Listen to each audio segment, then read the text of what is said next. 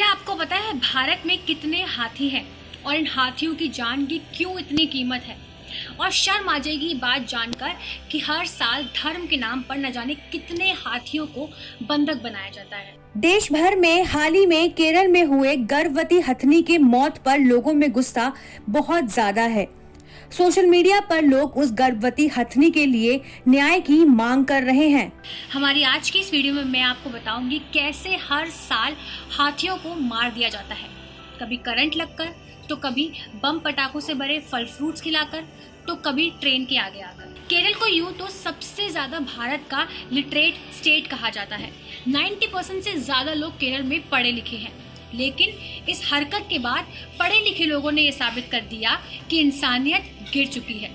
हमारी आज की इस वीडियो में हम इसी पर बात करेंगे कि आखिर क्यों किसी बेजुबान जानवर को मार कर उसको परेशान कर कर लोगों को आखिर क्या मिलता है।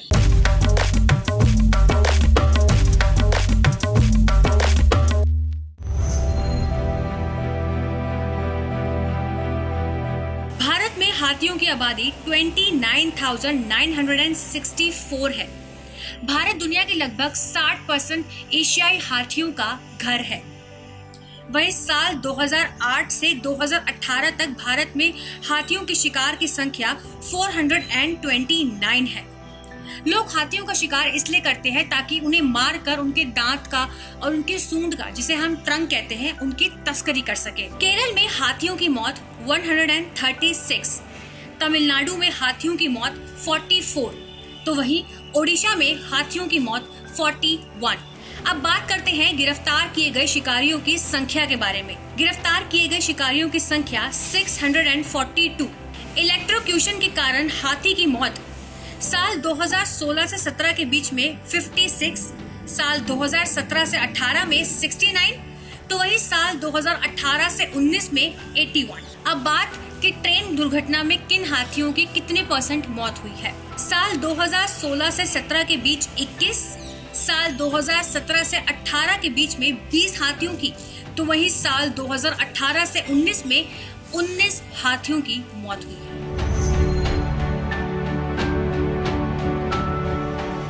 आप ये सुनकर हैरान हो जाएंगे कि हाथियों के लिए बदनाम सबसे ज्यादा भारत का राज्य केरल ही है। केरल में हर 3 में से 1 हाथी को मार दिया जाता है, और ये तब है जब केरल में सबसे ज्यादा हाथियों को पूजा भी जाता है, उनकी महत्वता की जाती है। यानी चाहे कोई पॉलिटिकल रैली हो या फिर कोई धर्म की बात हो, यहाँ पर हाथियों को सबसे ज्यादा महत्व दिया जाता है। इसके अलावा जो यहाँ पर हाथियों को उनको बंधक बनाए गए हाथी होते हैं, उनसे लकड़ियों की ढुलाई भी की जाती है। भारत में इस समय करीब 2500 हाथी ऐसे हैं जिन्हें बंधक बनाकर रखा गया है। करीब 1800 हाथी ऐसे हैं जो मंदिरों में बंधक बनाकर रखे गए हैं, या फिर किसी व्यक्ति ने इन्हें अपनी कस्टडी में रखा हुआ है।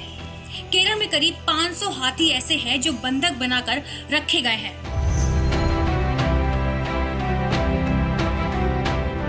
जहां एक महिला के गर्भ में बच्चा तकरीबन 9 महीने रहता है, तो वहीं दूसरी तरफ हाथी का बच्चा अपनी मां के गर्भ में तकरीबन 22 महीने तक रहता है। यानी अगर केरल में उस हथनी के साथ लोगों ने हैवानियत ना दिखाई होती, तो तकरीबन 2 साल बाद उसकी गर्भ से वो बच्चा निकलता। जब कोई हाथी अपनी माँ के गर्भ में होता है, तो उस दौरान उस बच्चे का जो दिमाग होता है वो भी इंसानों के दिमाग के बराबर होता है। और हैरानी की बात तो ये है कि जब एक हाथी का बच्चा जन्म लेता है, तो वो रोजाना तकरीबन 11 लीटर दूध पीता है। सिर्फ इतना ही नहीं, सबसे खूबसूरत बात तो ये है कि जब हाथी का बच्चा अपनी माँ के गर्भ में होता है, तो उसके नाखूनों में एक त्वचा की जो लेयर होती है वो चढ़ी होती है, ताकि अनजाने में भी वो हिलते डुलते वक्त अपनी माँ को नुकसान ना पहुंचा सके। ये कहना गलत नहीं होगा कि प्रकृति शुरुआत से ही तय कर लेती है कि कोई किसी को अनजाने से भी नुकसान ना पहुंचा सके, लेकिन हम इंसान ऐसा नहीं करते। हम इंसान जानवरों से बिल्कुल अलग है, क्योंकि कुछ इंसानों को किसी जानवर को मार कर पीट कर बहुत ज्यादा खुशी मिलती है। 4500 हाथियों पर किए गए रिसर्च के मुताबिक जब एक हाथी जू में होता है, तो वो औसत सिर्फ 19 साल तक ही जीवित रह पाता है। लेकिन वहीं अगर हाथी अपने नेचुरल सराउंडिंग्स में रहे, तो वो 56 साल तक जीवित रह सकता है। वहीं ब्रिटेन की ऑक्सफोर्ड यूनिवर्सिटी के एक रिसर्च के मुताबिक जो कैद किए गए बाघ, चीते, शेर ये सब जानवर होते हैं, ये अक्सर तनाव में जी रहे होते हैं और कुछ जानवर तो पागल भी हो जाते हैं। United states fish and wild life service के मुताबिक जंगली जानवरों की तस्करी का व्यापार 1,40,000 करोड़ के आसपास का है। और सिर्फ इतना ही नहीं, हर साल प्रयोगशालाओं में एक्सपेरिमेंट्स के नाम पर 10 करोड़ से ज्यादा जंगली जानवरों के ऊपर उन्हें टॉर्चर किया जाता है। या तो उन्हें मार दिया जाता है, नहीं तो जिंदगी भर के लिए उन्हें अपाहिज कर दिया जाता है।